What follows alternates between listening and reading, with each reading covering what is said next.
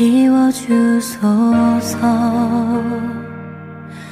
당신이 머물 수 있게 나밖에 모르는 욕심이 많은 날 다 비워주소서. 고쳐주소서. 고쳐주소서. 보아도 볼 수 없었던 오늘 우리에게 주신 하나님의 말씀은 사사기 9장 1절에서부터 6절까지 말씀입니다. 여룻바알의 아들 아비멜렉이 세겜에 가서 그의 어머니 형제에게 이르러 그들과 그의 외조부의 집에 온 가족에게 말하여 이르되 청하노니 너희는 세겜의 모든 사람들의 귀에 말하라. 여룻바알의 아들 70명이 다 너희를 다스림과 한 사람이 너희를 다스림이 어느 것이 너희에게 나으냐? 또 나는 너희와 고륙임을 기억하라 하니 그의 어머니의 형제들이 그를 위하여 이 모든 말을 세겜의 모든 사람들의 귀에 말하매 그들의 마음이 아비멜렉에게로 기울어서 이르기를 그는 우리의 형제라 하고 바알브리 침전에서 은 70개를 내어 그에게 주매 아비멜렉이 그곳으로 방탕하고 경박한 사람들을 사서 자기를 따르게 하고 오브라에 있는 그의 아버지의 집으로 가서 여룻바알의 아들 곧 자기 형제 70명을 한 바위 위에서 죽였으되 다만 여룻바알의 막내 아들 요담은 스스로 숨었으므로 남으니라.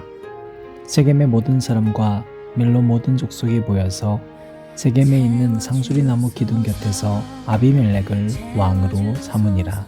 아멘. 알아도 알지 못했던 나를 위해 죽으신 당신의 그 사랑은 내 가슴에 다 채워주소서. 빛으로 내게 오소서. 내 영을 정케 하소서. 당신이 주신 기쁨에 울게 하소서. 내 숨이 멎는 날까지 당신의 그 발 아래 엎드려 살게 하소서. 살게 하소서. 날 붙드소서. 때론 화려한 세상 내 눈을 가리고 날 넘어지게 한데도 다시 일어난 다시 걸으리 크게 영광을 위해 영광을 위해 빛으로 내게 오소서. 내 영을 정케 하소서. 당신이 주신 기쁨에 울게 하소서. 내 숨이 멎는 날까지 당신의 그 발 아래 엎드려 살게 하소서. 살게 하소서. 날 붙드소서.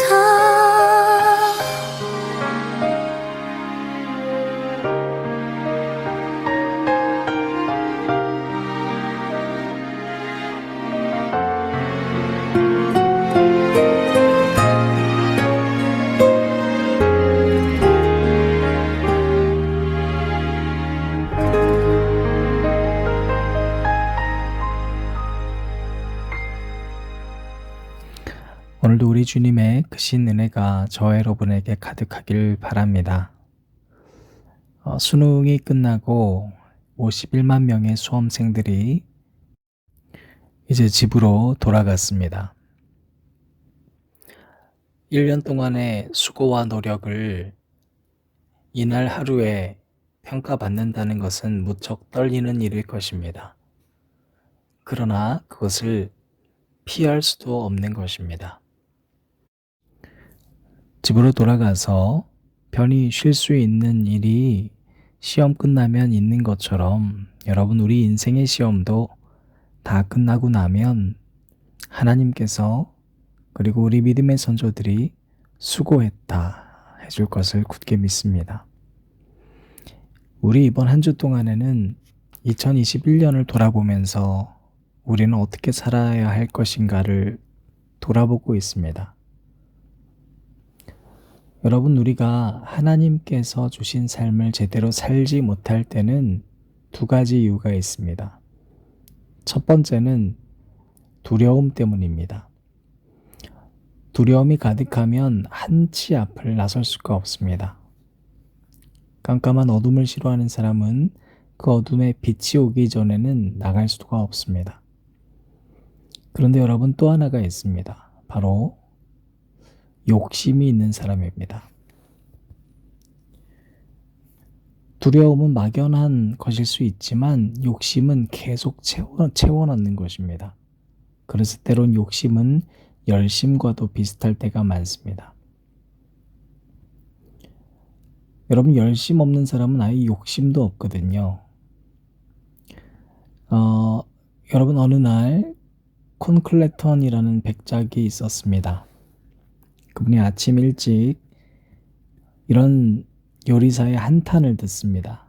한 5파운드만 있으면 얼마나 좋을까. 그 소리가 신경 쓰였습니다. 그래서 그냥 주머니에 있었던 5파운드를 건네줍니다. 5파운드 줬으니까, 소원이 이루어졌으니까 괜찮겠지 했는데, 이분이 이걸 받고 나서는 조용히 한적한 곳으로 가서 중얼거리면서 이렇게 얘기를 하는 거예요. 아이고, 10파운드라고 할걸 5파운드 가지고 뭐하냐. 여러분, 욕심은 끝이 없는데 그 욕심은 우리에게 주어진 것에 대한 소중함을 잊어버리게 만듭니다. 오늘 말씀 속에서 우리는 욕심이 어떻게 작동하는가를 한번 살펴보면 좋겠습니다. 우리가 이전까지 기드온의 삶에서 기드온이 얼마나 소심하고 겁이 많았고 그로 인해서 순종하지 못했는지를 봤잖아요. 오늘은 아비멜렉을 통해서 우리가 한번 좀 봤으면 좋겠습니다. 기드온의 서자였던 아비멜렉이 어느 날 고향 세겜에 갑니다. 1절 말씀입니다. 여룻바알의 아들 아비멜렉이 세겜에 가서 그의 어머니 형제에게 이르러 그들과 그의 외조부의 집에 온 가족에게 말하여 이르되, 가족에게 가서 한 이야기는 2절 이하에 기록되어 있는데요. 청하노니 너희는 세겜의 모든 사람들의 귀에 말하라. 여룻바알의 아들 70명이 다 너희를 다스림과 한 사람이 너희를 다스림이 어느 것이 너희에게 나으냐. 또 나는 너희와 고륙임을 기억하라. 이렇게 얘기했습니다. 여러분, 이게 지금 무슨 상황이냐면 지금 아비멜렉이 왕이 되고 싶은 거예요. 그런데 왕이 되고 싶으면 그 왕 삼아주시는 건 진짜 왕이신 하나님만 가능한 거잖아요. 또 진정한 왕은 백성들의 목소리에 귀 기울여야 하는 것인데도 불구하고 지금 아비멜렉은 내가 왕이 되는 것 그 자체가 중요하다고 생각을 했습니다.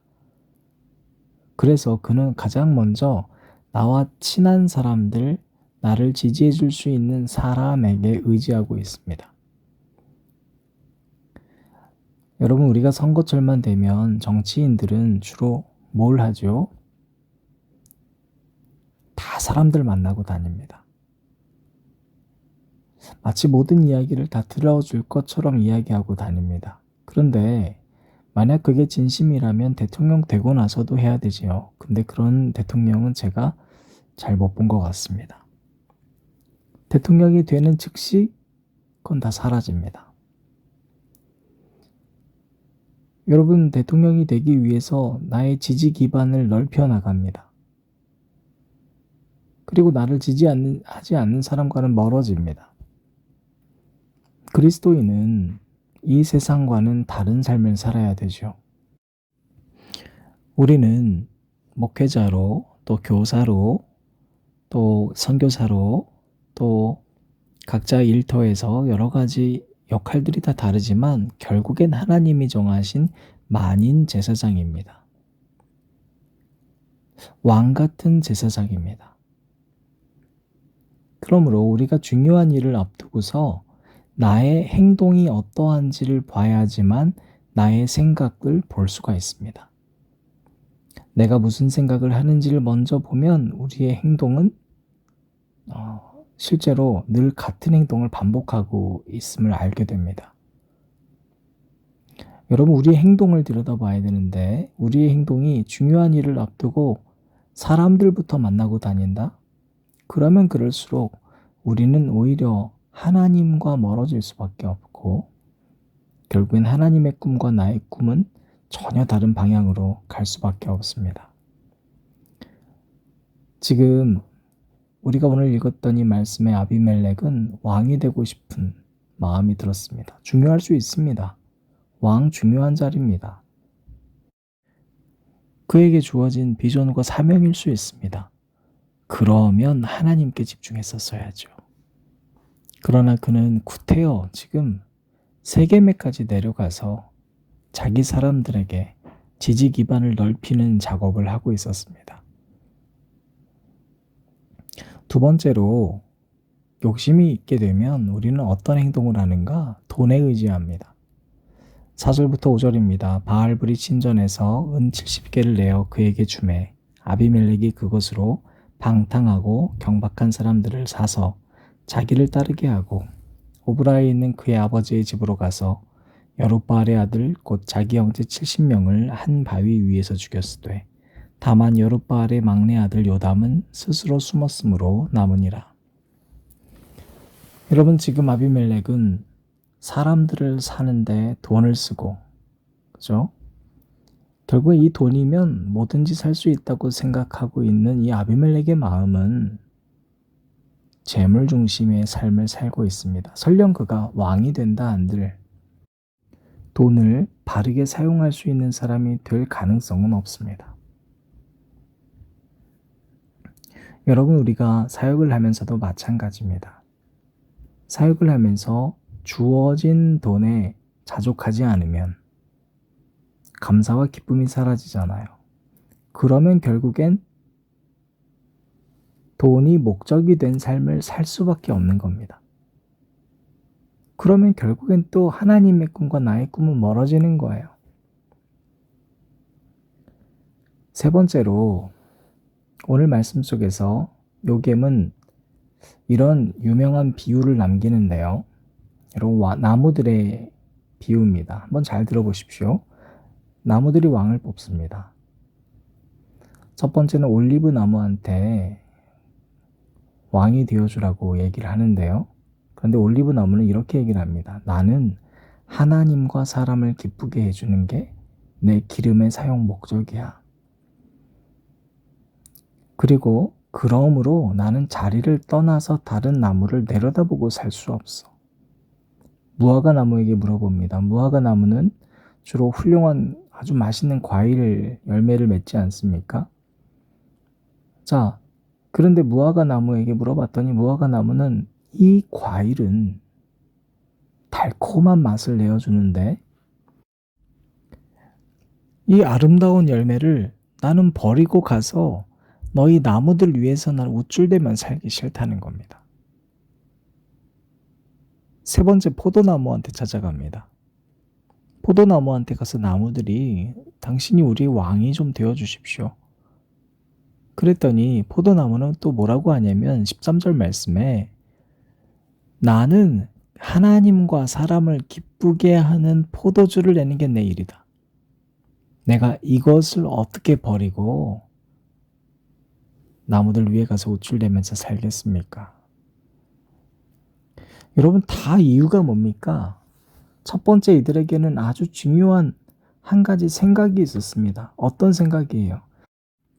내게 주어진 것이 무엇인지를 그들은 알고 있었습니다. 감람나무가 모든 나무들 위에 군림할 필요가 없었던 것은 그의 역할은 감람나무로 태어나서 이 기름을 내서 하나님과 사람을 빛내게 해주는 것이요. 무화과 나무는 이 아름다운 열매를 가지고 살아가는 게 자기의 역할이고, 포도나무는 하나님과 사람을 기쁘게 해주는 포도주를 내어주는 것, 그것이 나의 역할이다. 그러니까 나는 다른 나무들 위에 우쭐대는 그 위에 군림하는 것이 나의 비전일 수 없다, 이랬습니다. 아무리 위대해 보이는 것을 너희들이 나한테 속삭여도 하나님께서 내게 부여해 주신 나만의 독특성, 나만의 소명의 자리를 나는 버릴 수 없다, 그랬습니다. 톨스토이에게 3가지 질문이 있었습니다. 그의 인생의 가장 중요한 질문이었는데, 그 중에 첫 번째는 이 세상에서 가장 중요한 시간은 언젠가? 두 번째는 이 세상에서 가장 중요한 사람은 누군가? 세 번째는 이 세상에서 가장 중요한 일은 뭔가? 즉, 시간, 사람, 일, 이 3가지였습니다. 이것은 우리에게도 아주 중요한 질문이지 않습니까? 톨스토이는 이렇게 대답을 했습니다. 이 세상에서 가장 중요한 시간은 현재고, 가장 중요한 사람은 내가 지금 대하고 만나는 모든 사람이고, 이 세상에서 가장 중요한 일은 지금 내게 맡겨진 그 사람에게 선을 행하는 일이다. 인간은 그것을 위해서 세상에 왔다. 그러므로 당신이 언제가 아니라 오늘 그곳에서 만난 특정한 누군가가 아니라 모든 사람에게 사랑과 선을 다하여야 한다. 아끼지 말라는 거예요. 난 비전이 달라서 내가 꿈꾸는 것을 위해서 힘을 아낄래. 내가 생각하는 비전의 대상은 특정한 그룹이기 때문에 힘을 아낄래. 이게 아니라는 겁니다. 여러분, 그러므로 오늘 우리가 그러면 지금 만난 모든 사람에게 최선을 다하고 있는가 생각해 봐야죠. 우리 어제 말씀으로는 뭘 점검하자고 그랬습니까? 우리 자꾸 사랑하자 말 고백은 하는데 정말 우리 삶이 사랑인지 아닌지를 보려면 내가 오늘 누구를 미워하는지, 누구를 증오하는 말과 행동을 했는지를 보라고 그랬죠. 회개해야 되는 거예요. 오늘 내게 중요한 사람은 내가 생각했던 특정한 그 그룹의 누군가가 아니라 내가 그럼으로 소외시켰던 수많은 오늘 만났던 사람들이었음을 알게 되는 거예요. 내가 생각하는 사람을 만나기 위해서 내게 부여된 사람을 버렸다면 그것은 내 꿈이지 하나님의 꿈이 될 수 없다는 거예요. 우리가 오늘 보냈던 그 수많은 시간 가운데에서 알 수 없는 미래를 향한 준비하는 시간으로 채웠다면 우린 오늘 하나님께서 우리에게 부여한, 우리에게 주어진 모든 사람에게 최선을 다하라고 했던 모든 순간들을 버린 사람이 될 수밖에 없는 것이죠. 그것이 바로 나무의 비유였어요. 여러분, 그러므로 이 나무의 비유를 통해서 우리는 우리의 행동을 봤을 때 자꾸 맡겨진 것들과 맡겨진 자리에선 점점 멀어지고 알 수 없는 미래와 내가 생각하는 것들과 내가 생각하는 사람만을 위해서 살아간다면 우리는 어떻게 살아야 할 것인가를 더 깊게 묵상해 볼 필요가 있습니다. 마지막으로 이 나무들이 가시나무한테 찾아갑니다. 그런데 가시나무가 15절에서 이렇게 얘기합니다. 가시나무가 나무들에게 이르되 만일 너희가 참으로 내게 기름을 부어 너희 위에 왕으로 삼겠거든 와서 내 그늘에 피하라. 그리하지 아니하면 불이 가시나무에서 나와서 레바논의 백향목을 사를 것이니라 하였느니라. 여러분 지금 가시나무는요, 내 그늘에 피하라. 마치 좋은 얘기 같지만 그런데 만약에 너희 안 피하면 다 죽어. 이거거든요. 여러분 우리의 삶이 하나님이 원하시는 삶이 되지 못하고 있는 가장 큰 특징 가운데 하나가 가시나무 같은 삶인데 말로는 오라고 그러는데 실제로 오면 찔리고 너무 아프거든요. 그런데도 안 오면 너네 내 곁으로 안 오면 너네 나 때문에 진짜 혼날 줄 알아. 결국엔 내 주변으로 사람들을 끌어모으게 하고 내 곁에 있게 하고 만약에 그렇지 않으면 싫어하는 마음, 증오하는 마음, 배제시키는 마음, 억압하는 마음, 통제하는 마음 우리가 이걸 들여다봐야 합니다. 여러분 말씀 결론 맺을 겁니다. 우리 내면의 욕심 끊임없이 사람 갖고 싶고요. 돈 갖고 싶고요. 인기 얻고 싶고요. 내 말만 듣게 하고 싶고 결국엔 남 위에 군림하고 싶어지면 우리 가시나무 같은 사람 되어가고 있는 걸 깨달아야 합니다. 가까이 가면 불편해지는 거예요. 여러분 왜 내 주변에는 자꾸 찔려가는 사람들이 많을까 생각해 봐야 해요. 내 말에 반대하면 혹은 내가 생각하는 이 진리에 동의하지 않으면 결국 우리의 가시나무 같은 민낯이 점점 드러날 것이요. 그것은 기드온의 모습이기도 하고 오늘 본문 속의 아비멜렉의 모습이기도 합니다.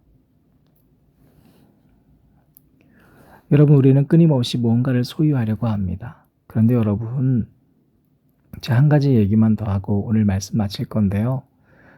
어떤 욕심쟁이가 있었거든요. 이 욕심쟁이니까 수단도 가리지 않고 방법도 가리지 않고 돈 모았어요. 집도 샀고요. 땅도 샀습니다. 주식도 샀고 산도 샀고 바다도 샀습니다. 어마어마해졌어요. 그런데 이상하게 마음은 점점 좁아지는 거예요. 선생님 이건 안 되겠다. 공부를 좀 해야 되겠다. 박사학위까지 땄습니다. 박사학위까지 따면 마음이 더 넓어질 줄 알고 높아질 줄 알았는데 더 좁아졌어요. 사람들이 이상하게 싫어해요. 안 되겠다. 명예를 사고 권력을 좀 돈 주고서 샀습니다. 인기도 땄습니다. 그런데 계속 마음은 좁아지고 좁아져서 더 이상 견딜 수가 없어졌어요. 근데 어떤 사람이 이렇게 얘기하는 겁니다. 당신이 이걸 안 가져서 그렇습니다. 그게 뭡니까? 하나님을 갖지 않았습니다. 여러분 욕심쟁이니까 하나님을 샀습니다.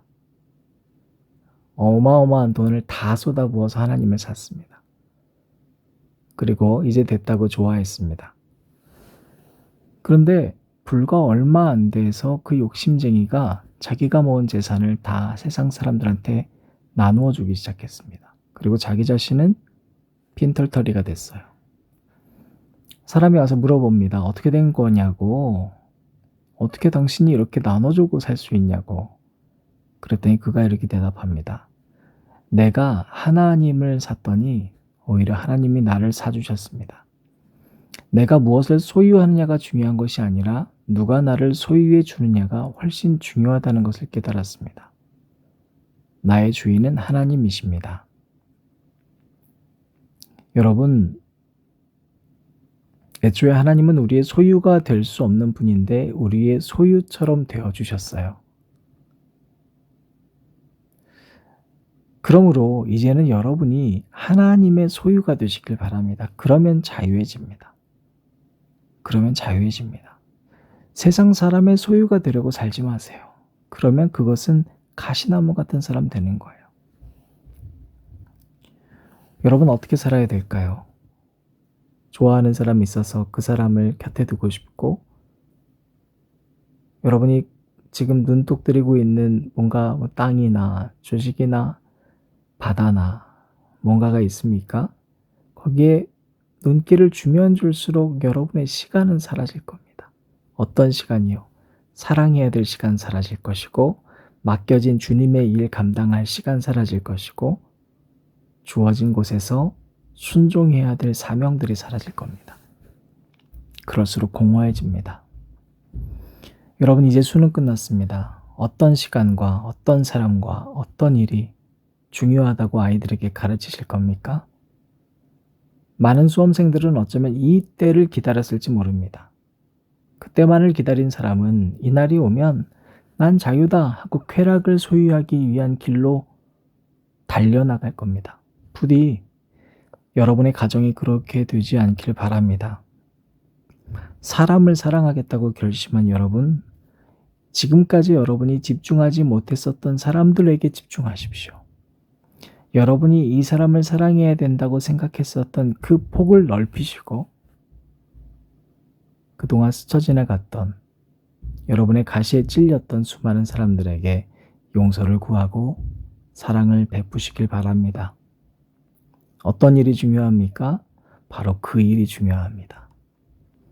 그때 가서 여러분이 하고 싶은 그 일이 하나님의 비전이 결코 아니라 지금까지 여러분의 주변에서 여러분의 곁에 하나님이 보내셨던 수많은 사람들, 주어진 이 땅과 이 시간에 해야 하는 일에 집중하시길 바랍니다. 그것이 여러분을 만드신 토기장이에게 순종하는 길이요. 여러분을 만드신 토기장이에게 순종할 때 여러분이 여러분답게 살아 행복해질 수 있는 길임을 깨달으시기를 주님의 이름으로 축원합니다. 이 시간 기도할 때 조용히 묵상하셨으면 좋겠습니다. 주님, 제 마음을 비워주시옵소서. 우리 오프닝 찬양 때 했던 고백이거든요. 우리 욕심쟁이에요. 여러분, 우리 욕심쟁이에요. 기억해야 돼요. 자꾸 나는 하고 싶은 일이 있고 만나고 싶은 사람이 있고 나만의 시간을 보내고 싶어하는 욕심쟁이에요. 소유하고 싶어요. 그걸 비워주세요. 그리고 두 번째 기도했으면 좋겠어요. 하나님, 저를 숟가락으로 만드셨으면 숟가락처럼 살게 하시고 포크처럼 만드셨으면 포크처럼 살게 해주시고 젓가락처럼 만드셨으면 젓가락처럼 살 수 있는 그런 제가 되겠습니다. 함께 기도하시겠습니다. 얼마나 사랑스럽던지 지금도 기억한단다. 너의 손을 빚으면서 하나하나 세어봤지. 이 세상 너밖에 없는 짐을 넣어주면서 너의 심장을 빚으며 호흡을 불어넣어주었지. 너의 첫 심장 소리를 들은 그날을 잊을 순 없지. 너를 다 빚은 그날에 누구에게 널 맡길지 한참을 돌아본 후에 너를 보낼 수 있었지. 오늘 내가 널 바라보는 마음은 어떨 것 같니? 나는 널 단 한순간도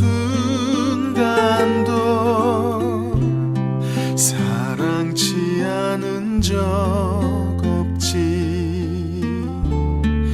나는 널 단 한순간도 손에서 놓은 적 없지.